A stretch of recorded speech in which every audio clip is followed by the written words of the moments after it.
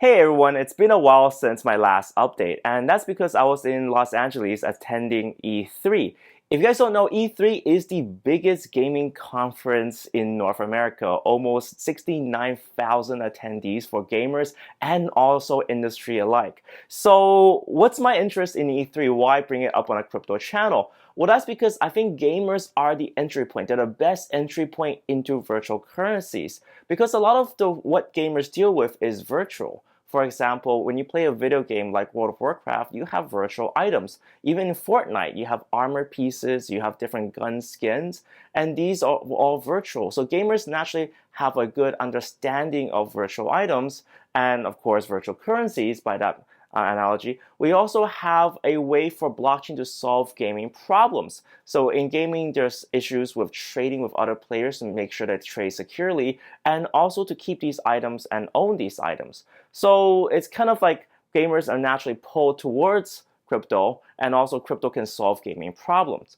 So I was there checking out a few projects. So obviously I've been following up Enjin coin for a long time, and I wanted to see the developments on their gaming front, trying to get publishers on and see how their new tool set's going. So that's one of the things I will follow up with and I'll make a video about. I also follow up with Wax. So recently Wax is doing digital item trading.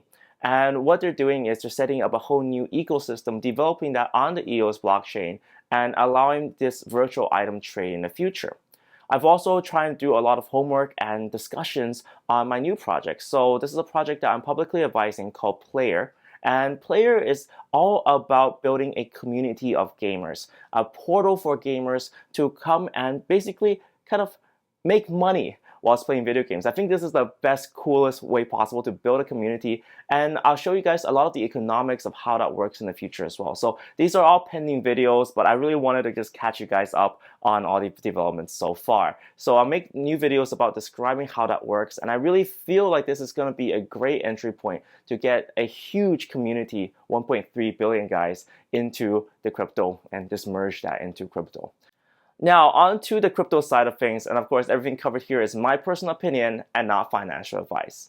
So, starting off with William Hyman, so the corporate finance director of the SEC, he kind of implied that Ethereum is not a security. That's because Ethereum is currently running at a decentralized state. So the community was like ecstatic. I saw Reddit polls saying, well, it's confirmed now.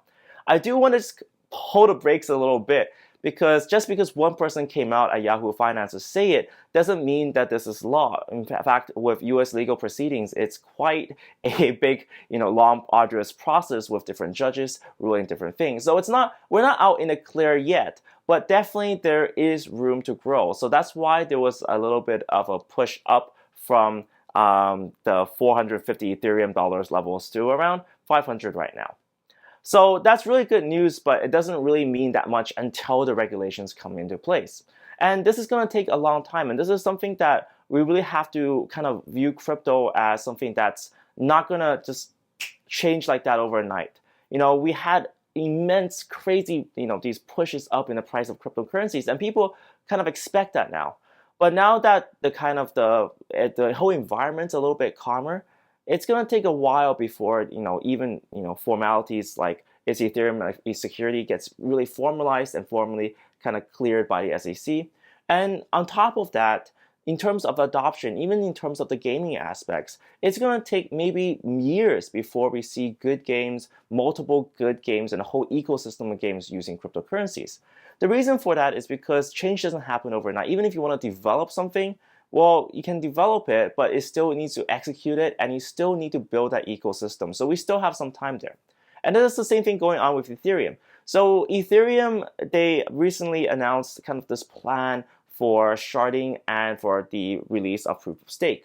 And this timeline seems to be the case that these two are coinciding together. So it's almost been like 2 years since the announcement for proof of stake and even for sharding. Sharding took almost 1.5 years to really come out and formalize this. So it does take almost 2 years before these major upgrades gets added to Ethereum. That's for two reasons. One is because Ethereum is already running, which means it's a little bit slower to upgrade a fully running system because you're more afraid of errors. If there is an error, and you can't spot it, it's detrimental to the entire ecosystem. The whole ecosystem might be hacked. And the second reason is that developments like this usually does take some time, getting the code ready and making sure that's deployable. So it does seem to be the case that Ethereum wants to push ahead, trying to merge these two huge upgrades into one. And at the same time, I feel like there's a lot of pressure coming from the EOS community. That being said, of course, EOS has a lot of drama inside as well. Recently, the whole kind of launch procedure wasn't very smooth, but people have a lot of faith. So what I see right now in terms of discussion is that people who already bought EOS, they probably bought it already. And the people who don't buy EOS, they don't believe in it, they still hate it. So it just becomes a case where, the both communities, they're kind of in a kind of a battle on kind of saying, okay, either EOS, the whole launch was unsmooth, we don't trust the decentralized manner. Whilst the other side would say EOS is very innovative and has features such as, for example, the user doesn't have to pay for transaction costs. So I do see at a point where if you read forums right now, it does just seem like a standstill, both sides battling each other out. And the price kind of reflects that too. A lot of people were initially worried that the launch wouldn't be successful and the price of EOS would break down, but it didn't really happen. We kind of stayed within the range of what the market's doing. So it really goes to confirm the fact that, people who already like EOS, they like it. People who don't like it, they don't. And that's the beauty of crypto. You get to have the ability to choose. So those are the updates on the whole crypto side. I am attending a conference, the Blockchain Economic Forum here in San Francisco, and I'll try to give you guys some updates and the thought about kind of the thought leaders and what they're thinking as well. I really find conferences as a good way to really catch up on the latest thought process, be it token economics or about kind of how to structure all these tokens or coins. I think that's like a great way to understand regulation as well, because in this conference, there's quite a few kind of regulators here attending. Check out the link below for details of the conference and the speakers. And if you guys are interested in a particular talk, do tell me and I'll try to keep you guys up to date.